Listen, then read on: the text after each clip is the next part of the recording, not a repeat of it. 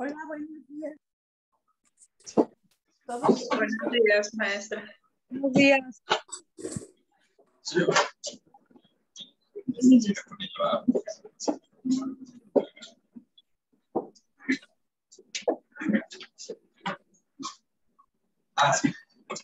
Buenos días a todos, ¿cómo están? Bien, maestra. Buenos días, maestra. Buenos días. Buenos días, maestra y compañeros. Buenos días. Buenos días a todos, buenos días más. Buenos días. Buenos Buenos días. días a todos. Voy a nombrar lista. Área del refugio. Área del refugio. ¿Está? No sé. María Luisa.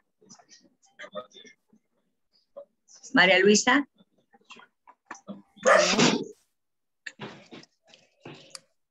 Juan Manuel. Presente. María Victoria. Presente. Presente. María de la Luz. María Guadalupe. Centeno presente. Laura Elena. Presente. Viviana. Presente, maestra. Buen día. María Guadalupe. Es que va a haber Estrada. dos maestras. Estrada, esa es Estrada. Sí. María de Lourdes. Irene Sofía. Roberto. Martelena.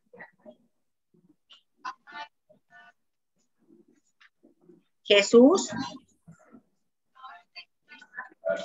Hugo. Alicia. Hoy son muy poquitos, ¿verdad? 15. Alicia. Eduardo. Ofelia. Presente. María Luisa Navarro. Presente. Gloria Estela. Gloria. Elba. Rosa Marta. Lilia Patricia. Presente, maestra. Beatriz. Amada. Rosa del Carmen. Presente, maestra. Ana María. Ana Luisa. Isidro Salvador. Presente, maestro. Ahí me faltaron muchos, somos poquitos. ¿Cómo están? Buenos días. Buenos días. Buenos días. Buenos días, gracias a Dios. Bien. Buenos días. ¿Qué estoy viendo? A ver. Maestra, buen día. Buen día, Centeno. María Aquí Luisa, el asunto, ¿sabe qué? Como también, primero activé mi celular y luego la tablet, se oía mucho ruido y corrí cuando me mencionó. ¿Qué apellido tienes? Barbosa Guzmán María.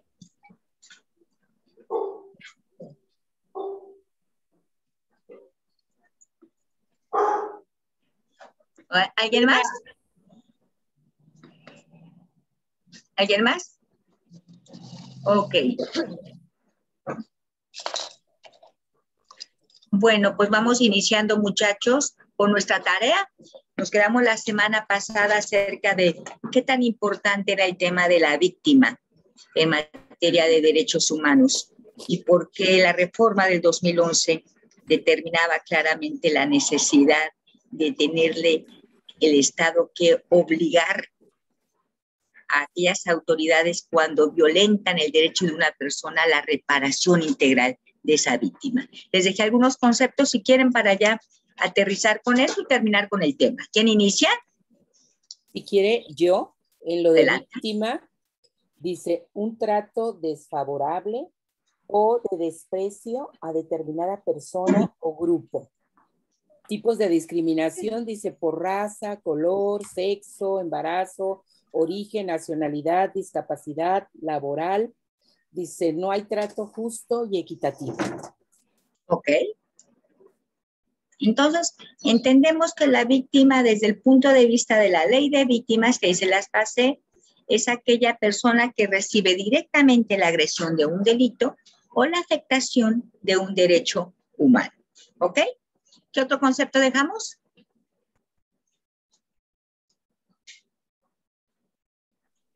Yo saqué que es la ley de atención a víctimas.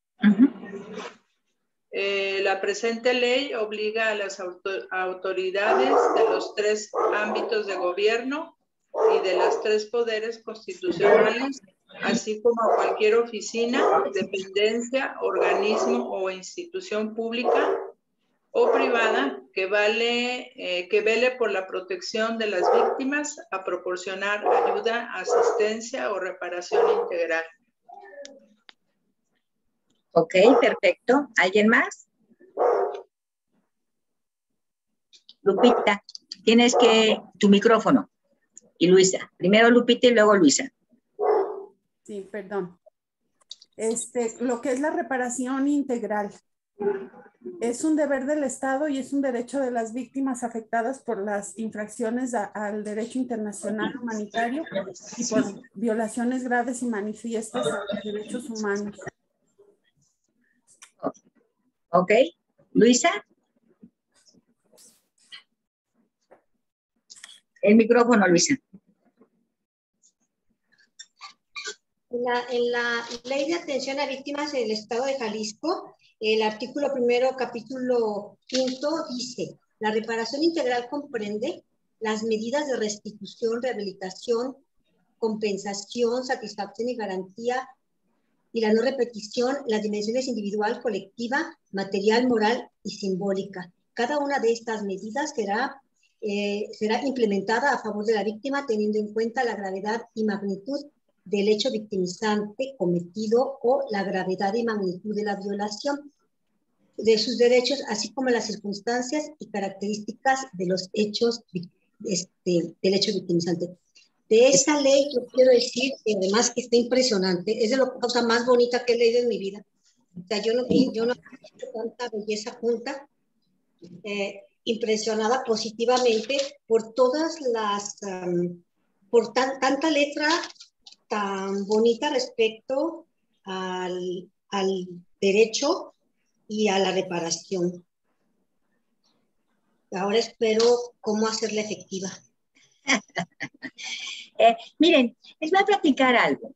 Yo creo que el Estado mexicano en la reforma del 2011 pudiera haber ya incorporado y reconocido un sistema de protección a la víctima, en donde todas las entidades federativas como la Federación tuviesen la obligación de tener una Secretaría de Atención a Víctimas con una ley.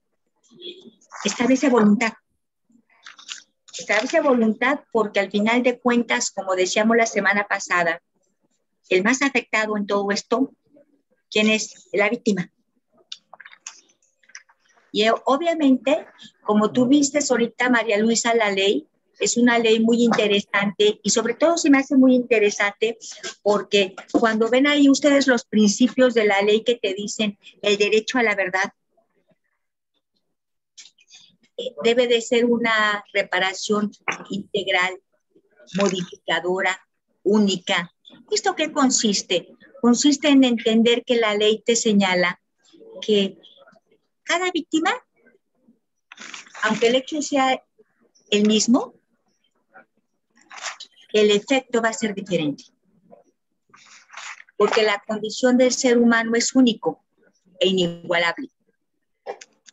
Porque al final de cuentas no es lo mismo afectar o lesionar el brazo de una persona como yo, que soy maestra, al de un pianista. ¿Qué sucede cuando a un pianista le afectan un brazo? Acaba naturalmente con su proyecto de vida. Por eso te dice el principio, debe de ser diferenciada. Y ese proceso de diferenciado significa eso. El hecho de entender que sea diferenciado es que cada quien somos distintos, únicos, inigualables. que el Estado debe de garantizar a través de a través de esa reparación, esa situación de diferencia. Y eso es algo muy interesante, porque vuelvo a decir, puede ser el mismo hecho, pero el efecto es distinto para cada quien. No es lo mismo que quitar un derecho quizás a un joven que a una persona mayor, etcétera. Y hay muchos casos, naturalmente, y lo importante de esta ley, si la pudieron leer, es pues todo lo que señala en donde se define claramente cuáles son los principios fundamentales y las medidas de reparación. Te dicen, bueno, la primera medida es la restitución. Y la verdad es que yo creo que me digan, después de que a alguien le afecten o le violentan un derecho, ¿de a de veras hay una restitución? Muchísimas gracias. Yo creo que no, maestra. Sí, Isidro. Isidro y luego Juan Manuel. Escucho, Isidro. Sí, maestra, no creo que sea igual, porque digo, no se puede restituir por completo, porque ya he hecho el daño, hay cosas que digo, ya no tiene reparación. No. Doctora, como no dice sabría el cómo dicho, yo explicarlo creo que exactamente, pero... peor es nada. Y te escucho, Isidro. Sí, no, pues realmente digo, no entiendo términos, pero creo que ya hecho el daño, no queda todo igual. Perfecto. Juan Manuel. Sí, es que la restitución busca devolver a la víctima a la situación anterior de la comisión del delito, pero pues en algunas ocasiones no es posible que regrese a la situación anterior. Cuando hay un daño físico, ya no, que le corten, le rompan un brazo y ya no quede bien, o una pierna, entonces ya no queda pues la restitución. Así es. No le devuelve a la situación anterior. Claro, por eso en ese caso te dicen, pues debe de haber medidas de rehabilitación para componerle el brazo y hay que ver si se compone. Así es. ¿Lupita? Como por ejemplo, maestra, en las víctimas asesinadas, ¿cuál es la restitución?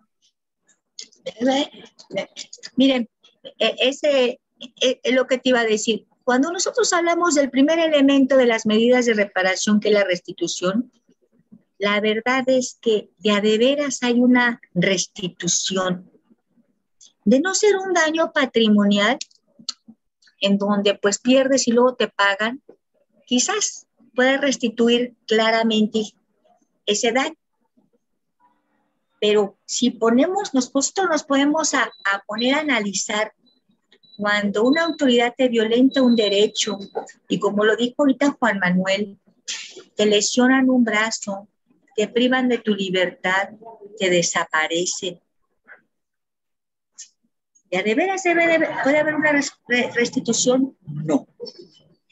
Entonces, ¿qué trata de hacer el Estado? ¿Qué tratan de hacer los organismos jurisdiccionales y no jurisdiccionales en materia de derechos humanos? Pues tratan de entender que si no se puede restituir completamente, debe de haber medidas integrales para que la persona vuelva, por lo menos, a estar en el estado anterior al hecho victimizante en una mejor condición. Y entonces, de ahí parte el concepto de reparación integral y de ahí parte el elemento de entender cuáles son, independientemente del primer elemento que es la restitución, las medidas de compensación, las medidas de satisfacción, las medidas de no repetición, las medidas de rehabilitación. Bueno, ¿alguien quiere comentar algo? Iniciaríamos con la siguiente medida, por favor. ¿Quién empieza?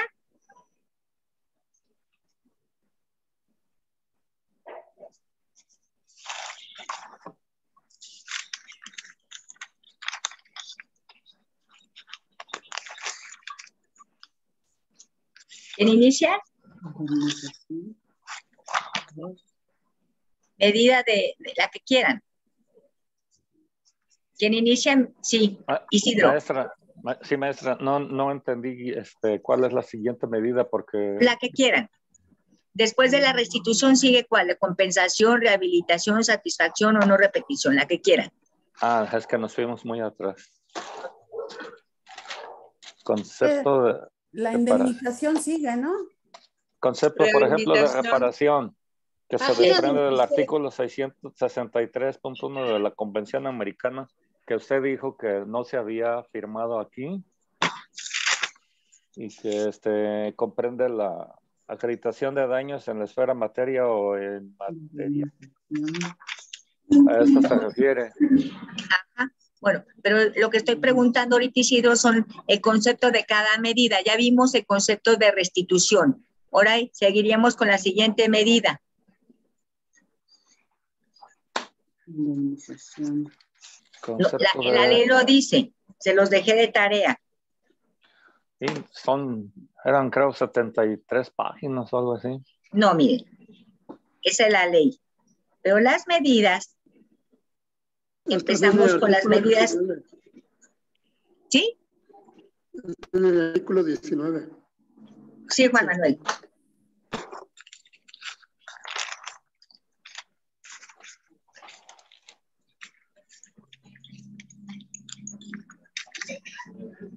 Maestra, ¿le puedo decir yo la de...? Sí, claro que sí. Okay. La de indemnización dice que dependiendo del hecho victimizante, las víctimas deberán recibir una compensación económica por los daños sufridos a título de indemnización administrativa. Ajá. Eso es lo que yo leí. Bien. Vamos a encontrar primeramente que las medidas de la reparación integral son la restitución, que ya dijimos cuál es el concepto. Ajá. Entonces vamos a seguir con las medidas de rehabilitación. Las medidas de la reparación integral son restitución, Ajá. compensación, rehabilitación, satisfacción y no repetición. Sí, Juan Manuel. Yo tengo rehabilitación. Empecemos. Como medida de reparación consiste en el conjunto de estrategias, planes, programas y acciones de carácter jurídico, médico, psicológico y social dirigidos al restablecimiento de las condiciones físicas y psicosociales de las víctimas. Así es. Entonces, la rehabilitación establece la forma en que la autoridad va a poder hacer a través de las estrategias jurídicas, a través de las estrategias legales, médicas, psicológicas, que la persona vuelva al mismo estado que estaba anteriormente y se rehabilite. ¿Sí? Juan Manuel, ¿querías hablar? Sí, decía que la rehabilitación busca facilitar a la víctima hacer frente a los efectos sufridos por la causa del hecho punible. Exactamente. Por las violaciones de los derechos humanos. Así es. Busca que la persona que se vio afectada se regrese al estado que anteriormente estaba. A ver, vamos con un ejemplo, muchachos. ¿Cuál podría ser? Piénsenlo. Una autoridad que le rompe el brazo a una persona, ¿cómo podría ser? ¿Cómo sería la medida? Pues sería cuestión de proporcionarle la atención médica que necesite. Rehabilitación, fíjate bien. ¿Cuál sería? Posteriormente todo lo que las rehabilitaciones que necesite para, así es, la atención médica. Su brazo vuelva a estar como estaba. Es la atención médica. Esa sería una medida de rehabilitación. ¿Seguimos con la siguiente? ¿Quién inicia? Sí, Juan Manuel. La compensación. Ok. Habrá de otorgarle a la víctima de forma apropiada y proporcional a la gravedad del hecho cometido o de la violación de los derechos humanos sufrida y teniendo en cuenta las circunstancias de cada caso. ¿Alguien más?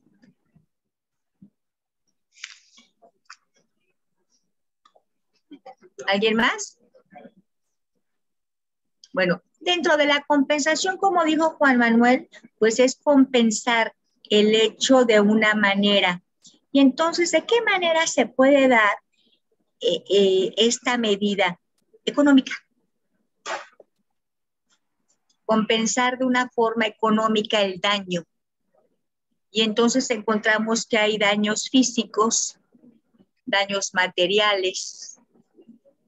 Dentro de esos daños materiales encontramos también que hay daño cesante, el daño que se le puede ocasionar también a las víctimas indirectas. Y bueno, hay que compensarlas tratando de económicamente pagar. Esa es una medida de compensación. Seguimos con la siguiente medida. ¿Alguien quiere comentar algo? Sí, maestra. ¿Cuál sería la diferencia entre indemnización y compensación? No, bueno, la forma de compensar sería a través de la indemnización. Ah. ¿Ok? Porque podemos compensar de otras formas también. Y ahorita lo vamos a ver por qué. Siguiente medida. Garantías de no repetición. De no repetición. Concepto. Son definidas por aquellas acciones que debe desplegar el Estado en procura de que la situación que generó la violación de derechos humanos no se vuelva a presentar.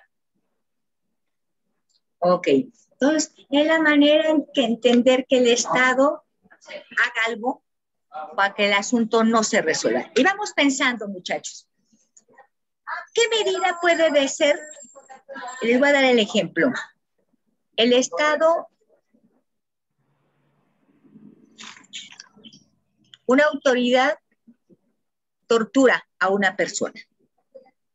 ¿Qué es lo que debe de hacer el Estado para que la autoridad no vuelva a torturar? Que es una medida de no repetición. ¿Qué se les ocurre? Pues implementar acciones para educar a los policías, a la gente que tortura o cosas así. Exacto, capacitar. ¿Qué más? Sí, Juan. Sancionar a quien torturó. Es hacer leyes que prevengan naturalmente y que eviten este tipo de prácticas. ¿Qué más? Instituirlos del poder del trabajo, quitarles el trabajo. Exactamente, que existan leyes en las cuales cuando una autoridad violenta, pues naturalmente tenga que desincorporar, sino no más eso, que existan procedimientos o procesos jurisdiccionales que le limiten como funcionario público por haber violentado esto. ¿Qué más? Por ejemplo, la posibilidad de que hagan un parte médico a su ingreso, que le sirva a él como evidencia de que si existe de pronto un daño extraordinario a la forma en que entra, sea una evidencia para o sea, aquí lo que trata de decir es que si eres funcionario y tú en el ejercicio de tus funciones cometes una violación, entonces que se pueda abrir un procedimiento de carácter administrativo en tu currícula para que a la hora, claro, exactamente. O sea, las medidas de... Perdón. Los amo también, mi amor, mucho, mucho. Perdón. Las medidas de no repetición, muchachos, van a ser todas aquellas estrategias que el Estado pueda tener para evitar que la autoridad repita esos hechos. Leyes, políticas públicas, capacitación, etcétera. ¿Para qué? Para que el hecho victimizante no se vuelva a repetir. ¿Sí? Siguiente, muchachos, pues seguimos. La satisfacción. Satisfacción, ok. Buscará reconocer y restablecer la dignidad de las víctimas. Ok, restablecer la dignidad de las víctimas. Cuando a ti te afectan un derecho humano, ¿qué es lo que se rompe? Ya lo hemos platicado, la dignidad. Entonces, ¿ustedes consideran que esos padres de esos 43 quieren una medida de compensación, quieren dinero? No. La ley por ahí dice que uno de los principios fundamentales que necesitamos los seres humanos para satisfacer los actos de violación de derechos es la verdad.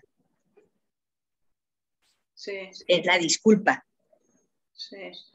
Entonces, las medidas de satisfacción son aquellas formas en las cuales se va a tratar de reintegrar la dignidad de la persona cuando se afecta esa violación y afecta al ser humano en su dignidad como tal. ¿Y cuáles son? Pues, en primer lugar, yo creo que uno de los principales principios, que es el derecho a la verdad. Que lamentablemente eso es a veces lo que le falta al Estado. Sí. Decir la verdad en materia de desapariciones forzadas o privadas, los grupos colectivos lo que buscan que es pues, la verdad. Es saber dónde quedó su hijo para darle una sepultura digna. Entender qué fue lo que sucedió, que a veces eso es tan difícil, pero es una gran medida de satisfacción. El pedir disculpas. Cuando una autoridad comete una falta, fíjense que aquí, por ejemplo, en las comisiones de derechos humanos hay una etapa de conciliación y muchas veces lo único que busca la persona es que le pida una disculpa a la autoridad, que acepte la autoridad que realizó una acción indebida y que lo mínimo que puedes tener como ser humano y como autoridad es pedir una disculpa de carácter personal y entender que sí cometió una falta y pedir disculpas por haber cometido esa falta. Es un punto muy importante. Y otras medidas de satisfacción, porque cuando ustedes leyeron ahí los principios de la ley, dicen, debe de ser transformadora y diferenciada, pues de lo que se nos ocurra. Miren, vamos a pensar, yo soy una medioambientalista que lamentablemente me asesinaron por el ejercicio de mis funciones, y entonces, pues, ¿qué puedes hacer como una medida de satisfacción? Pues ponerle a un parque mi nombre. Se usan en este momento muchos, como toda la vida, los memoriales, pues un memorial, el nombre de una calle, exactamente, o sea, y esas son medidas que satisfacen y a través hacen que al hecho de ver esa placa o ese nombre trates de no olvidar, que no exista el olvido de esas violaciones mediante esos hechos ahí que dignifican, compensan y satisfacen la afectación de la víctima. ¿Estamos de acuerdo? ¿Alguna duda? Bien. Maestra, sí, dime, Ofelia. Decir que sea memorial. Un memorial es un lugar en donde se establece una placa en memoria de. Si te fijas, por ejemplo, en Washington hay memoriales que son unas estructuras donde vienen los nombres de los caídos, de los soldados caídos. Eso es un memorial a la memoria de alguien. Gracias. Entonces, ya vimos la medida de restitución, satisfacción, compensación, no repetición y rehabilitación. Ya te las terminamos. ¿Alguna duda? Maestra. Sí, dime, Juan Manuel. Por ejemplo, en un caso de que, por ejemplo, a mí me hayan encarcelado injustamente por una difamación o por un delito que no cometí y duré en la cárcel 1, 2, 3 años, ¿cómo me restituyen el tiempo perdido? Pues a través de la compensación, a través de la disculpa. ¿Me equivoqué? Pues vuelvo a decirte, mira, ¿se puede hacer? Claro que sí, porque tú fuiste víctima, naturalmente, pero aquí, en ese tiempo, o cuando alguien lo detienen y luego no hay acciones porque no se comprobó la existencia del delito, la comisión del delito, y te detuvieron, lo mínimo que puede hacer una autoridad es decir, para satisfacerte si te violentaron ese derecho, discúlpeme. Tratar de que la autoridad te regrese el honor y la afectación personal que tú tuviste por ese acto. ¿Verdad? ¿Y si se ha dado la disculpa, maestra? Claro. ¿Ustedes no se han dado cuenta que últimamente en la televisión, chéquenle bien, que las autoridades hablan de una disculpa, que el procurador ya pidió una disculpa? Ahora con el tema de los 43, ¿no se fijaron que el secretario de Gobernación pidió una disculpa por la afectación a este hecho? Pero a mí eso se me hace como una burla, la verdad, doctora. ¿Con qué te pagan el tiempo que te tuvieron en la cárcel? Así ha sido solamente un año. O sea, con una disculpa, yo pienso que no es suficiente. Pues es que, mire, les voy a platicar, es parte de, pero eso no indica a que tú no puedas solicitar la reparación del daño moral o la afectación que te está causando. Pero como es integral, Lupita, a veces a mí no me interesa el dinero, pero sí me interesa que la autoridad que fue la que violentó me diga, mire, yo metí la pata y me equivoqué y discúlpeme. ¿Para qué? Para rehabilitar, para restituir el daño moral, el daño personal que hicieron en la afectación a mi persona, a mi profesión, a mi familia. Por eso es importante esa medida. Pues, al final de cuentas, pero si a ti te afectan radicalmente en tu daño, en tu integridad personal, en tu dignidad, en tu profesión, pues por lo menos es decir, me equivoqué y es mentira todo lo que dije de él o de ella. ¿Ok?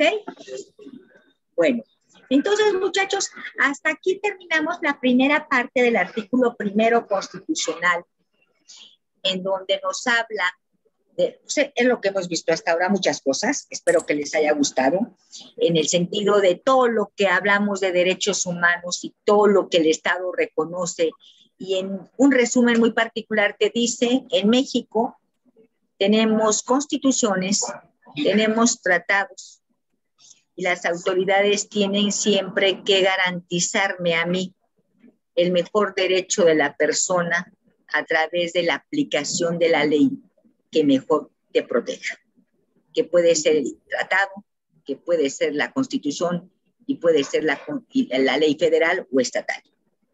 Y luego te dice, todas las autoridades deben de garantizar estos derechos siempre respetando los principios de universalidad, interdependencia, indivisibilidad, progresividad.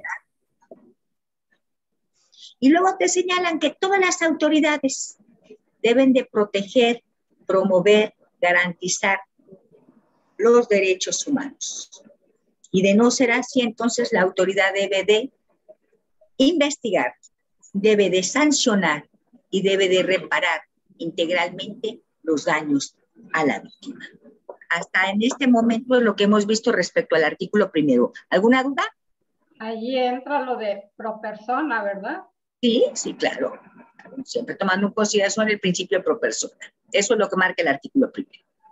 Si nos vamos a la segunda parte del artículo primero, muchachos. Por ahí tienen el artículo primero. Déjenme buscárselos. Ya se los he enviado varias veces. Sí. El artículo primero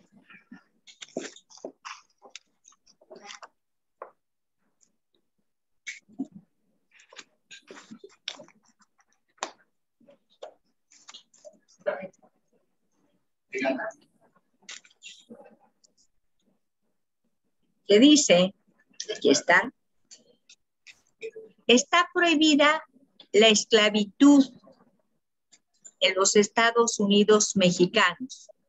Los esclavos del extranjero que entren al territorio nacional alcanzarán por este solo hecho su libertad y la protección de leyes. Vamos iniciando en primer lugar, muchachos, a hablar de que pues obviamente acaba de pasar. En México desde 1810 se abolió la esclavitud.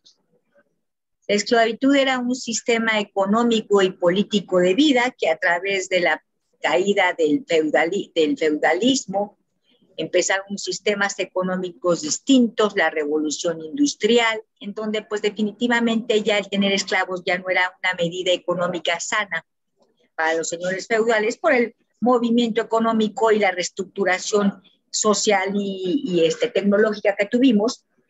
Y esto hace que en la mayoría de los países derechos de la primera generación se aboliera la esclavitud y se señalara que todos los hombres somos iguales y que nadie puede estar sometido ante otra persona y ser considerado como cosa. Porque ese es el concepto de esclavitud. Y luego nos dice el artículo que pues no, aquí no hay esclavitud. Y la verdad es que en el mundo desapareció la esclavitud. Creo que el antecedente último que tengo, que donde había esclavitud como un sistema económico y político, fue en Mauritania, que es en África, en donde fue el último en los años 70, que es donde se acabó ahí por completo y se desterró el concepto de esclavitud, entendido por la historia, como le estoy diciendo. Luego nos dice el artículo que en México cualquier persona que entra al país considerado como esclavo perderá esa característica. Y también se establece que en materia de extradición, un elemento negativo para que el Estado mexicano prohíba extraditar a una persona que lo está solicitando a otro país es que adquiera al país donde lo solicita su condición de esclavo. Y bueno, hasta ahí este artículo nos habla bien respecto a esto, pero el artículo tiene ahora consideraciones muy importantes. Quiero platicarles que una de las situaciones más difíciles que padecemos en este momento en materia de derechos humanos son las prácticas análogas a la esclavitud. Y esas prácticas análogas a la esclavitud, muchachos, están consideradas en nuestro artículo 5, si quieren apuntar para que luego lo lean.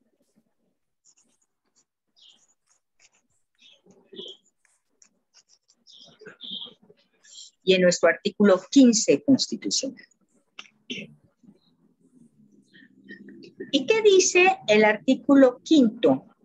¿Y qué dice el artículo 15? Bueno, el artículo 5 establece que en México se prohíbe cualquier trabajo que tenga como consecuencia la afectación a nuestros derechos humanos, a nuestra dignidad, el destierro o la pérdida irrenunciable de cualquier derecho reconocido por nuestras leyes. Entonces, vamos a entender que cualquier acción que tenga como consecuencia estos elementos se entiende como una práctica análoga a la esclavitud. ¿Estamos? Y luego el artículo 15 nos señala que en México se prohíbe la firma de cualquier convenio o tratado que tenga como consecuencia la afectación a un derecho humano o la afectación a nuestra dignidad como seres humanos. ¿Sí?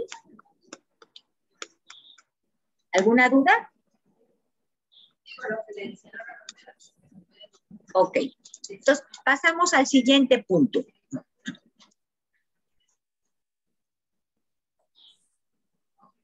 Queda prohibida toda discriminación motivada por origen étnico o nacional, el género, la edad, las discapacidades, la condición social, las condiciones de salud, la religión, las opiniones, las preferencias sexuales, el estado civil o cualquier otra que atente contra la dignidad humana y tenga por objeto anular o menoscabar los derechos y libertades de las personas. Una pregunta, les dejé el concepto de discriminación, no se los dejé de tarea. Sí, lo dejó. Sí, dejé. Bueno, ok, vamos a empezar. Quiero comentarles que fíjense qué interesante. Respecto al concepto de personas mayores, el único artículo que habla de la edad es el artículo 1 constitucional. Interesante, ¿verdad?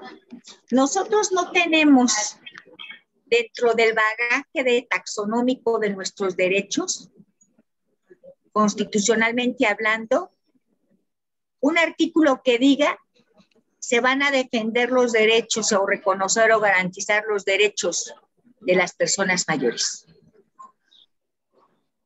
Sin embargo, tenemos leyes a nivel federal y a nivel estatal que protegen los derechos de las personas mayores. ¿Queda claro esto?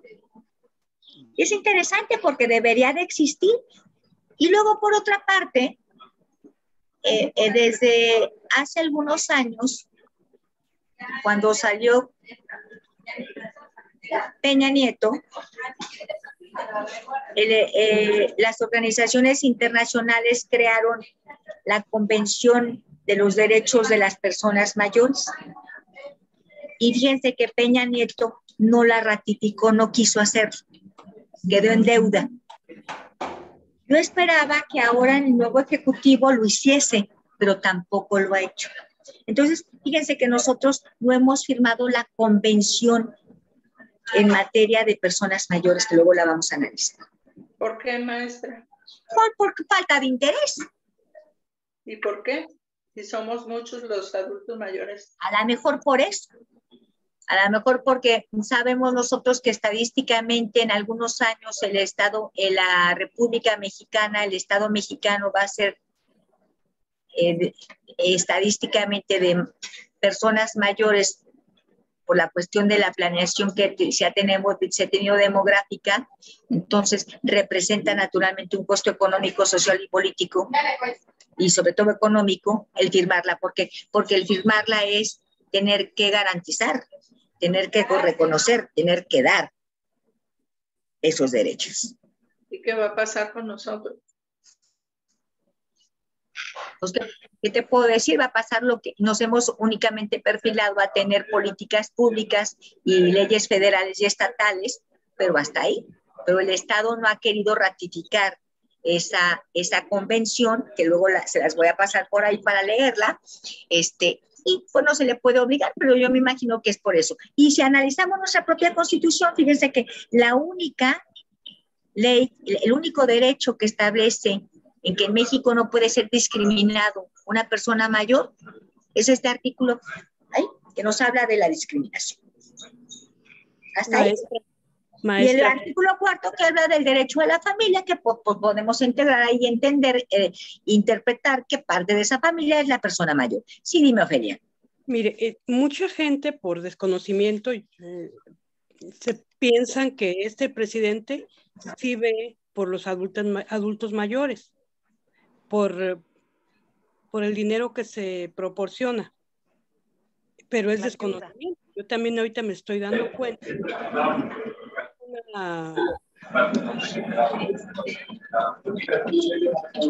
Miren, yo voy a hacerles un comentario muy personal y lo hablo desde el punto de vista únicamente académico. No es que tenga inadversión por alguien, mucho menos. Una ley se caracteriza por ser de orden público y de carácter general. ¿Qué significa? Que esa ley permea en la generalidad. Pues, cuando haces una ley para los doctores, pues va a permear a los médicos. Cuando haces una ley para los niños, pues va a permear a los niños. Cuando haces una ley en materia de personas mayores, va a permear a todas las personas mayores. El hecho aquí es que si tú haces una estadística y tú realizas un programa institucional para ayudar a través de una mensualidad a una persona mayor, pues está muy bien, qué bueno, vas a recibir tus 1,000 pesos bimestrales o semestrales o mensuales, adelante. Pero la primera pregunta sería, ¿el reflejo de ese programa va a ser para todos? No. ¿Va a alcanzar a todos? No. Entonces, fíjense, ahí se rompe el principio de generalidad. Ya no está alcanzando. Ya no está alcanzando.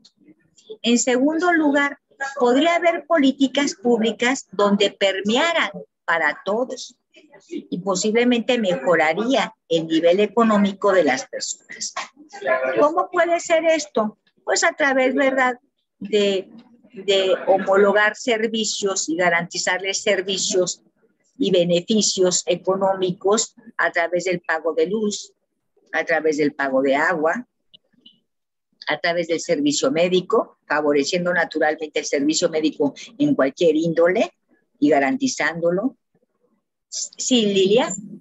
Que te den un trato no preferencial, porque todos somos seres humanos, pero necesitamos más los adultos mayores en cuanto al trato en el seguro, en los lugares de salud. Así es. Por eso te estoy diciendo, dando un trato preferencial y garantizando ese servicio de salud, seas o no tengas seguridad social del trabajador, dando beneficios generalizados por cumplir determinada edad y homologando así esos servicios y que el Estado sea el que pague de vez de ti, pero que eso se amplíe a toda la generalidad. Porque esas son políticas que se dan en otros países y que aquí, pues definitivamente no las tenemos. No. A veces la luz, ¿verdad? O tienes que presentar lo de jubilación, pero fíjate bien, lo de jubilación es aparte, porque si tú ya no eres jubilado o fuiste trabajador, ya no lo tienes. Exacto.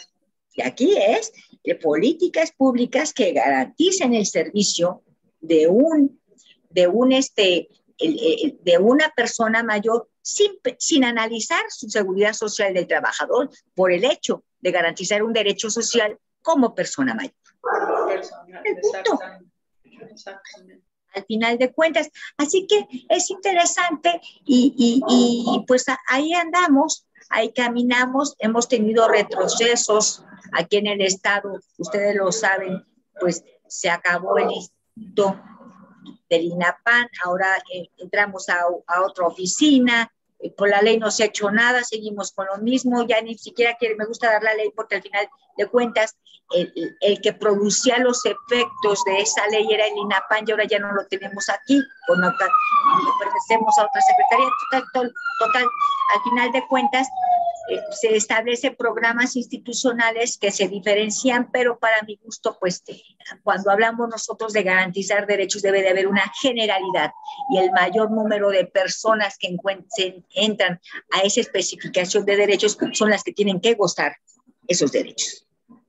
Exacto. Y en nuestro país, en algunos estados, tienen mayor cantidad de beneficios los adultos mayores. Sí, porque son políticas públicas que cada estado establece. Aquí, por ejemplo, yo te diría, dar un programa asistencial por 1,000 pesos adelante, pero yo en lo personal, desde el punto de vista académico, en otros lugares se dan de otra forma, para todos. En general. Voy a bajar el agua, voy a bajar la luz. Exacto. Voy a subrogarte derechos, por ejemplo, para económicos en medicina, aunque no tengas seguridad social, te lo voy a dar, porque eres persona mayor. Así es. Voy a garantizarte el derecho de movilidad. Allí fue donde quitaron los derechos de camiones. Voy a establecer normas y principios para que garanticen de cualquier forma tu acceso a una vida sin violencia, el acceso naturalmente a una vida más integral, porque al final de cuentas, el que diga que los niños, las mujeres, las personas mayores, las comunidades indígenas son tratadas de iguales es mentira. Y vamos a iniciar ahorita con el tema de la discriminación. Exacto.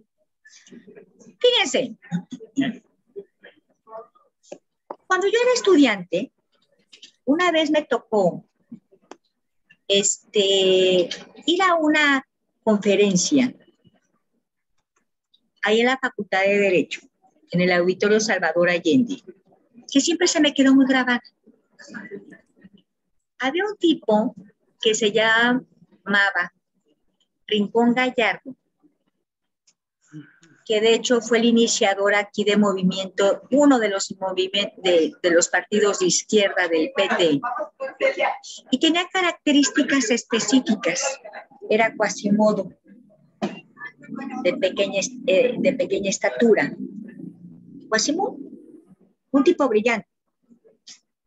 Y a mí se me quedó muy grabado porque cuando habla, dijo, yo no puedo conceptualizar qué es la discriminación,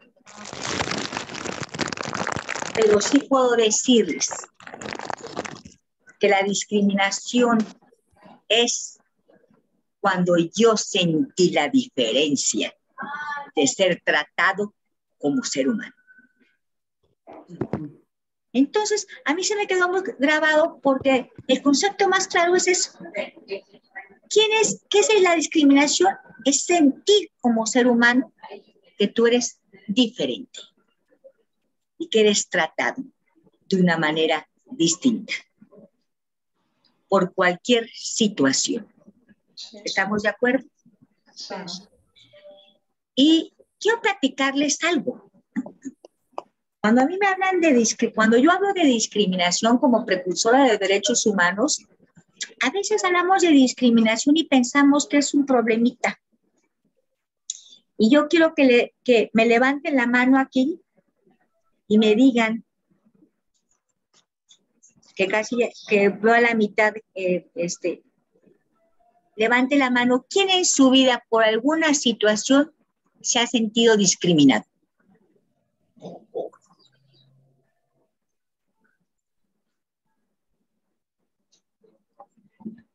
Lo empezamos a platicar.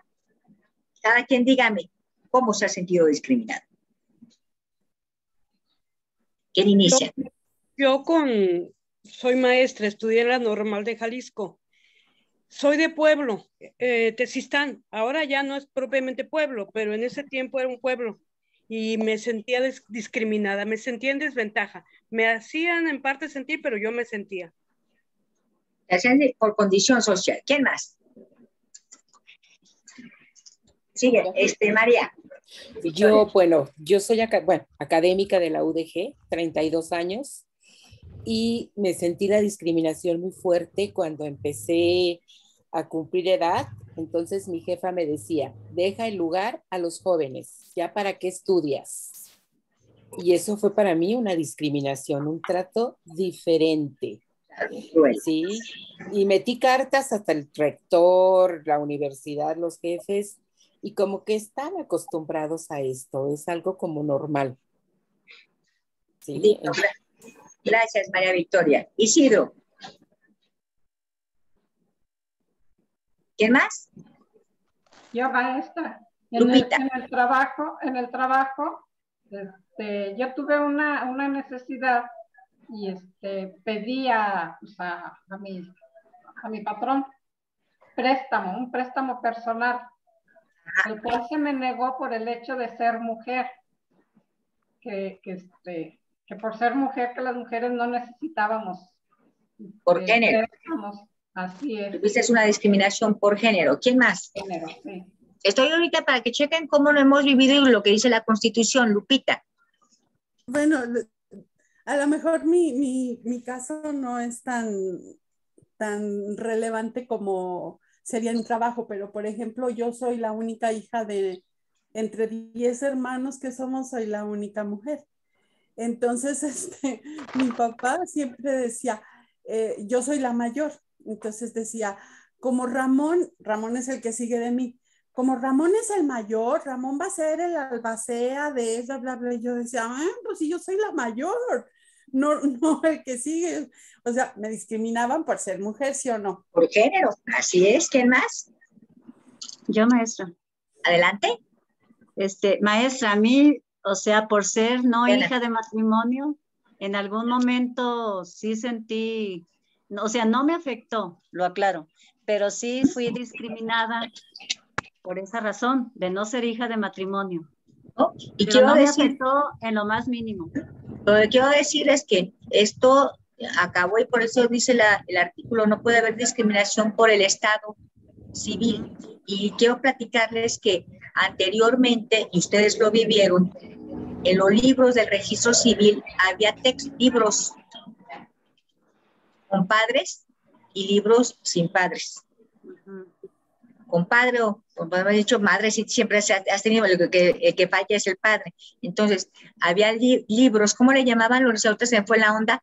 Y esos hijos textos naturales, naturales, hijos exactamente, legítimos. se discriminaba en la acta de nacimiento. Fíjense, nada más que grave, estableciendo que eran hijos naturales. Pues sí, todos nos nacemos naturalmente, pero qué actos tan ilógicos de Maestra. una institución al establecer que eras hijo natural. Entonces, era ya desde el inicio de tu vida, tenías una discriminación de carácter legal en un acta estableciendo esta naturalidad. Y luego les llamaban bastardos. Completamente. Y luego si en nuestra fe católica también eras no era reconocido y había otro tipo de libros, entonces pues eran prácticas de carácter radicalmente discriminatorias. Y ahora fíjense, vamos a ratito a hablar del tema, el estado civil de las personas nada más es soltero y casado. Exacto. ¿Ya? Hasta ahí, ya no hay viudos. Y todas las personas somos iguales, y no nomás eso, la ley cambió para decirte, si el padre no te quiere reconocer, tú puedes reconocer, ir y decir que él es, que impugne. Fíjense cómo ha cambiado. Y eso les va a dar una clase el licenciado Víctor Manuel González, que es oficial de registro civil y siempre habla, ahí hasta le voy a decir cuando le toca, para ponernos de acuerdo, que él siempre da la clase y habla de la ratificación de actas, de situaciones del acto civil, de situaciones del estado civil, etcétera. Sí, dime, Viviana. En mi acta dice, hija natural de padre no conocido. Aparte. No reconocido. Sí. Así es. Mi papá también fue hijo natural, ya sí, hijo natural, imagínense. En fin. ¿Quién más? Maestra, a mí me corrieron de un trabajo por la edad, porque iban a meter a pura muchachita joven. Entonces, yo les decía que no era justo, porque pues yo trabajaba bien, pero así me despidieron. Exactamente. Encontramos esas prácticas, es por edad. Nadie puede ser discriminado por edad. Exacto. ¿Quién más? Y a mi hijo le iba a comentar, maestra.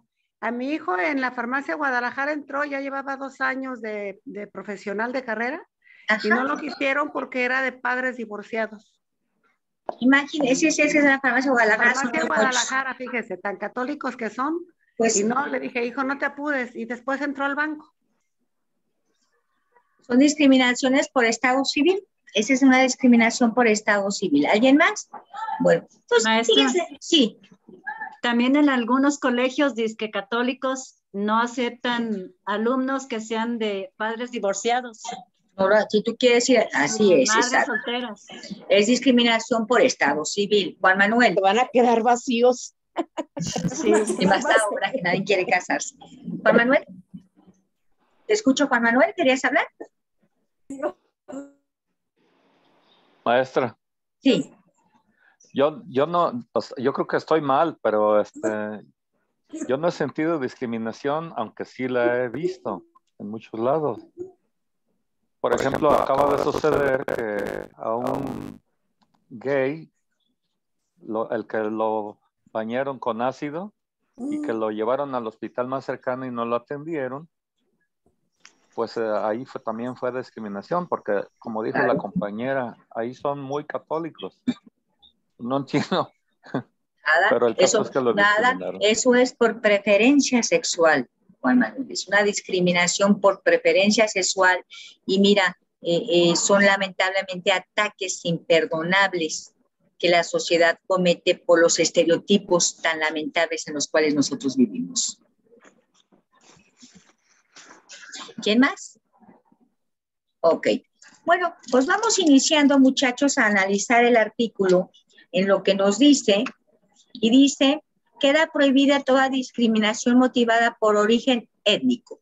El origen étnico es obviamente el origen pluricultural de nuestras raíces, que está reconocido en nuestro artículo 2 constitucional, en donde se establece que México es un país pluricultural sustentado en nuestras raíces indígenas, en donde debe de existir una autodeterminación de los pueblos y que el Estado está obligado en su apartado B a garantizarles los derechos igualitarios y las libertades a estos grupos. Y bueno, uno de los graves problemas que tenemos en México es la afectación a los derechos de los pueblos indígenas. Y luego dice, o nacional.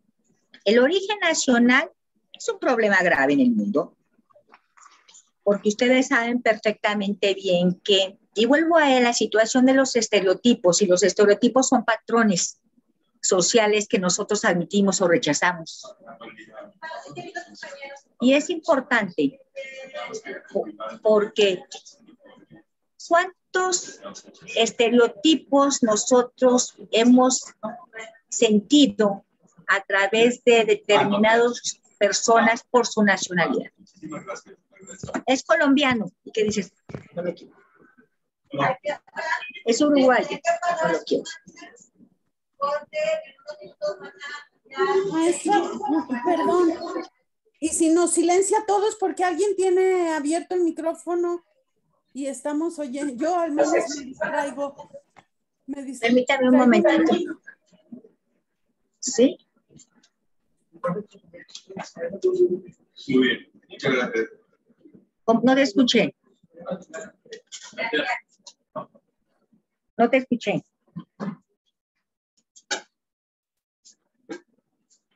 No te escuché, Lupita. Ah, perdón, es que le decía yo que alguien tiene el micrófono abierto y se oye mucho ruido, oiga, y yo me distraigo con facilidad. Entonces dije, usted nos puede silenciar a todos. Permítanme.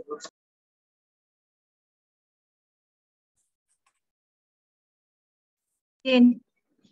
Me están comentando, compañeros, que en un minuto, es que yo estoy aquí en la Comisión de Derechos Humanos, van a quitarme la luz electrónica. Te pediría, por favor,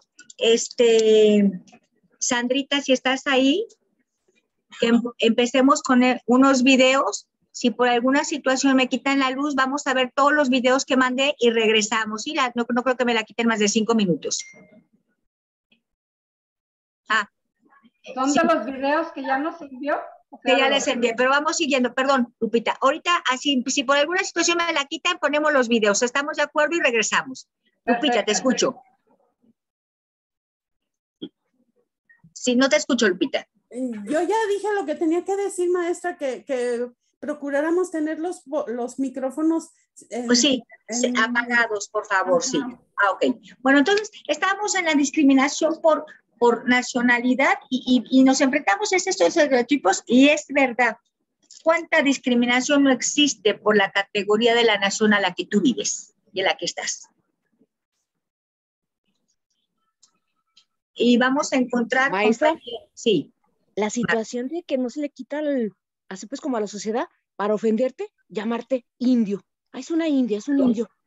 Terrible eso que... Terrible. Y todavía siguen. Son estereotipos radicales, por eso decimos que hay una gran discriminación a nuestras comunidades indígenas, en donde definitivamente la marginación que se tiene, fíjense, no es debido al Estado, sino debido a nosotros como sociedad. ¿Verdad? Es terrible que no avancemos en eso. Es terrible. Bueno, y luego, la edad, el género. Bueno, el género, muchachos, es entender que los prototipos y estereotipos sociales encasillan en nuestra sociedad a que tenemos un género. Y nosotros confundimos el género con el sexo, masculino y femenino. Pero quiero platicarles que el género no es eso. Así es como nosotros dentro de nuestros estereotipos sociales lo hemos canalizado. Y miren, el género, cuando hablamos de género, hablamos de situaciones mentales, emocionales y biológicas. Entonces, dentro del género vamos a encontrar a la especie humana, que son hombres, mujeres, género femenino, género masculino y diversidad sexual. La comunidad de la diversidad sexual, que es un género reconocido ya por la propia ley. ¿Estamos de acuerdo? Claro. Nadie puede ser discriminado por el género de la persona. Y bueno, es uno de los grandes males que tenemos porque luchamos día a día las mujeres para que se nos garantice ese derecho de perspectiva de género que tenemos.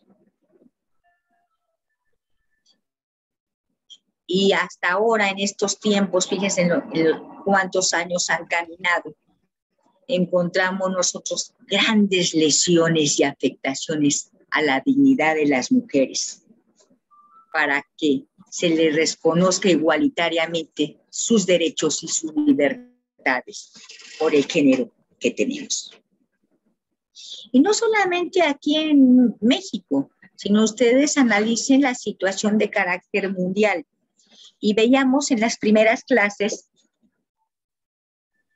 ¿se acuerdan aquel video que checamos y analizamos de las mujeres islámicas?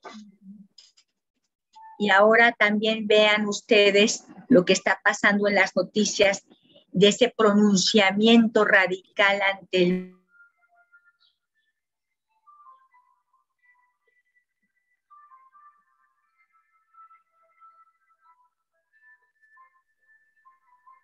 Sí, también en Irán. En Irán, perdón. Los iraíes. Creo que ya se fue la luz. Yo creo que se le fue la luz a la maestra. Ahora sí. Y vienen los videos.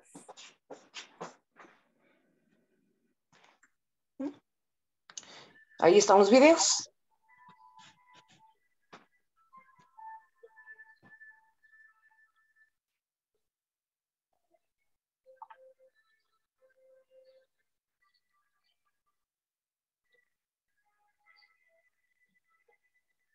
No sé si no tiene sonido, pero si tiene, no se oye.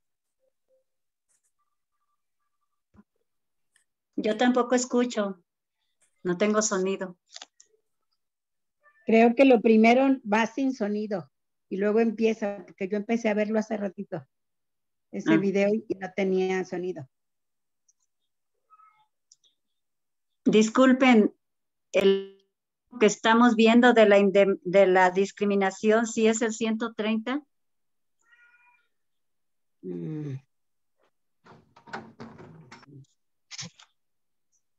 Yo lo tengo como 130, pero no sé.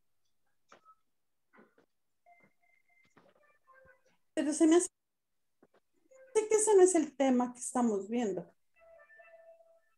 No, pero de lo que estaba hablando la maestra, de la indiscriminación, yo tengo como artículo 130, ¿sí será ese?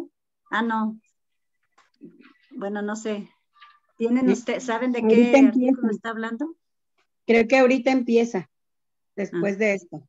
Era el artículo primero, que hablaba sobre la discriminación de personas mayores. Ah, bien. Sí, gracias. Sí, ahí viene ya.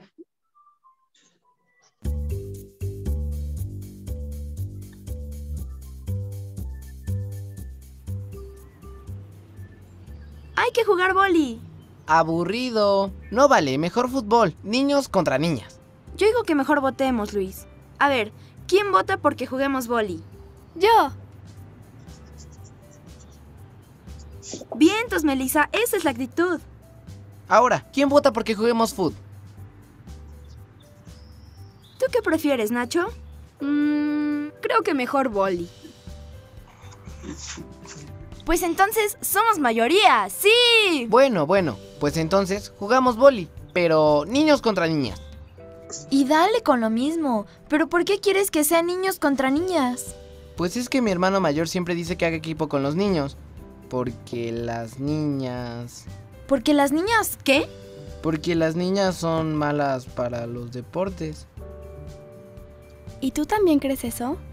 No, yo sé que ustedes juegan muy bien, mejor que muchos en el salón.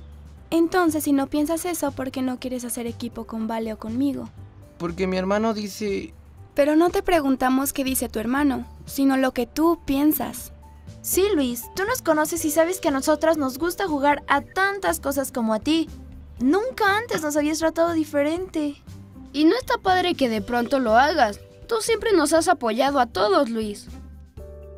¿Te acuerdas cuando me lastimé el pie y nadie quería jugar conmigo? Tú me defendiste porque sabías que eso estaba mal y me echaste la mano. Yo sé que tú harías lo mismo por mí, Nacho. Y cuando Vale llegó a la escuela, tú fuiste el primero en darle la bienvenida y hacerla sentir como en casa. Sí, yo no conocía a nadie y estaba súper asustada. Pero tú no te dejaste llevar por los demás y fuiste mi primer amigo. Y desde ahí eres mi mejor amiga, Vale. En verdad lo siento, amigos. Esto es algo que siempre había oído decir a mi hermano y la verdad, nunca me puse a pensarlo. Está bien, Luis, no hay bronca. Solo no nos hagas menos ni pienses que porque somos niñas no podemos jugar bien. Sí, Luis, sabes que no importa que seamos niños o niñas, podemos jugar bien. Además, acuérdate que de las diferencias de los demás siempre aprendemos algo nuevo.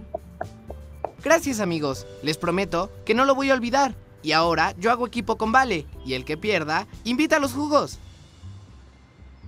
Todas y todos tenemos derechos humanos por el simple hecho de ser personas, sin importar nuestro sexo, raza, edad, cultura, religión, condición social o económica. Estos derechos permiten nuestro desarrollo físico, mental, emocional y social. Es importante que conozcas tus derechos para poder ejercerlos y hacerlos valer en caso de que no se respeten. El acceso a la justicia es el derecho que te abre las puertas de las autoridades para resolver tus problemas y garantizar el respeto de tus derechos humanos. Si sientes que estos son violados, acércate a una persona de confianza para que te acompañe ante la autoridad que puede ayudarte. Haz valer tus derechos. Y nunca olvides respetar los derechos de los demás.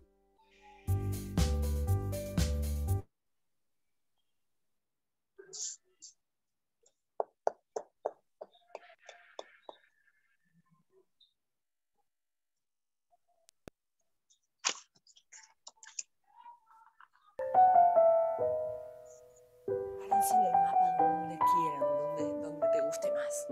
Cuando yo pregunte a quién de aquí, si tu respuesta es sí, te vas a ir corriendo directo al agua. Aquí estamos en la tierra firme y allá estamos en el agua, ¿ok? ¿A quién de aquí le gustan los perros? ¿A quién le gustan los perros? ¿No te gustan los perros? Luego te voy a presentar el mío, te va a caer buenísimo y es como, parece un caballo. ¿Y a quién le gusta bailar reggaetón? ¡Corre pues! A ver, ¿cómo es que bailan reggaetón? A ver. Muy bien. ¿Quién de aquí ha probado una arepa? ¿Alguien sabe qué es una arepa? ¿A quién de los que están aquí les gusta los tacos? ¿A quién le gustan los tacos? ¿No te gustan? A mí tampoco. A mí tampoco me gustan los tacos. Pana. ¿Quién sabe qué es un pana? Yo sí. ¡Corre, pues! ¡Corre! ¿Qué es un pana? Pan es como compa, amigo. Eso, como un cuate, ¿verdad, compadrete? ¿Quién de aquí ya no vive en el país en que nació?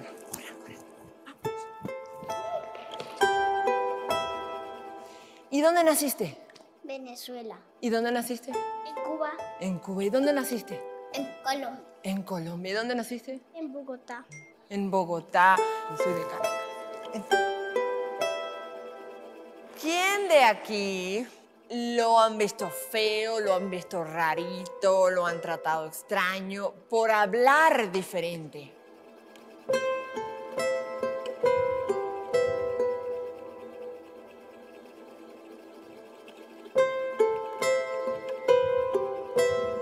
¿A quién de aquí le han molestado, le han tratado raro por ser de un país diferente? ¿A quién? A ti, corre, ven, vamos. Vente. Me pongo aquí contigo, ven.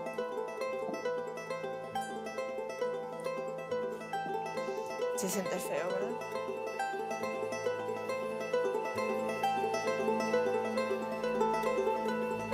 Saben que a mí me ha pasado que como yo soy de Venezuela y vine a vivir aquí, todos los días me preguntan muchas veces, ¿de dónde soy? ¿De dónde soy? Y tengo la experiencia de algunas personas que me han mirado raro o me han preguntado que por qué estoy aquí si este no es mi lugar. Yo tengo la sensación de que todo el mundo es nuestro mundo. ¿Qué podemos encontrar? ¿Qué cosas interesantes podemos encontrar cuando una persona es diferente que nosotros? Nuevos juegos, nuevas palabras. Correcto, nuevos juegos, nuevas palabras. Nuevas comidas, el color de piel. El color de piel y la forma de hablar también. Eso es notado que me gusta, de que todos somos diferentes y tenemos algo que compartir con los demás. Ok, ¿a quién de aquí no le importa que seamos distintos y quieran ser panas o parces o cuates de los demás? No importa cómo sean. ¿Quién de aquí? ¡Corre, pues! ¡Súper! Mírense qué bellos.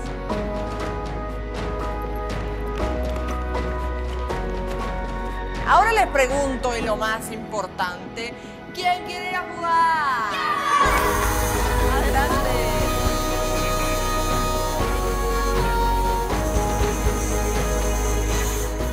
Aprendí que no nos debemos discriminar ni nada de eso. Si haces amigos también puedes aprender más sobre la cultura de esas personas.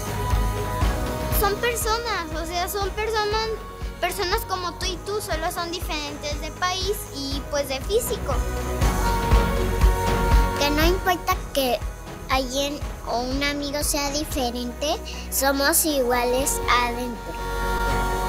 Aprendí una palabra que se llama pana, que yo no sabía esa palabra que significa amigos. Que sean diferentes los demás, no importa cómo sean, no importa cómo hablen, no importa cómo sean, porque así los voy a aceptar, cada uno es como él quiera ser.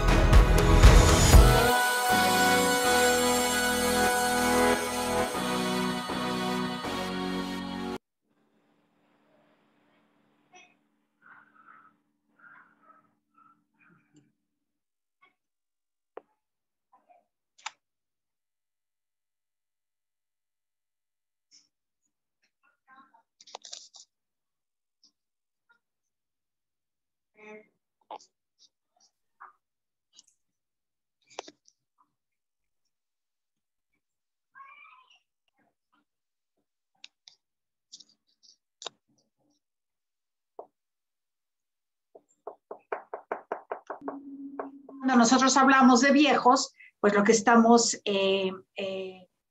asociando como de manera inmediata es este tema de que a los viejos, o sea, y viejo es lo que no sirve, lo que es inútil. Y muchas veces se asocia esta expresión de vejez con la de las personas mayores, que no tendría por qué ser, ¿no? Alrededor del 15% de las personas de más de 60 años han sido sometidas a una forma de abuso. Podemos empezar siempre por el maltrato físico, ¿no? Es, digamos, como el que más reconocemos. Cuando nos golpean, cuando nos someten, ¿no? En fin.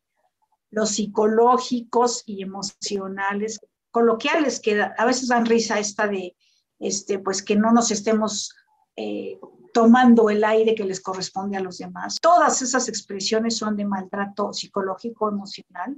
El sexual, que no es tan frecuente, pero sí se presenta. El financiero es uno de los maltratos que se están escalando cada vez más. Hay un apoyo económico muy bien merecido, y entonces empieza ahí a haber una especie de abuso, ¿no?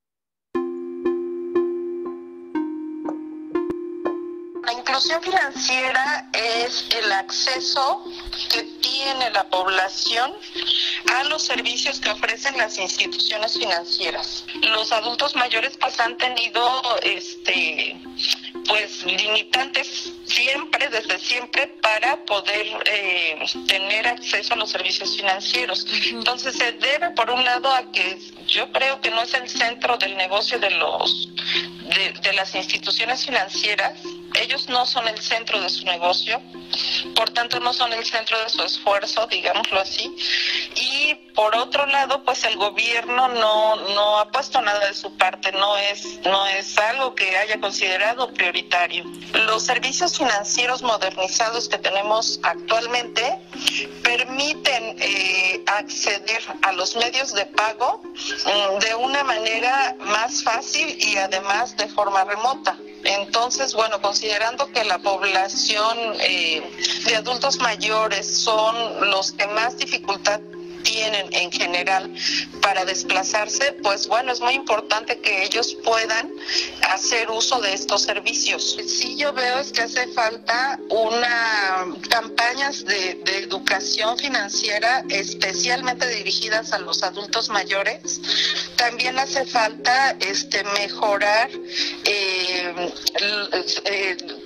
mejorar la accesibilidad, o sea, no el acceso, sino la accesibilidad a las plataformas digitales en particular.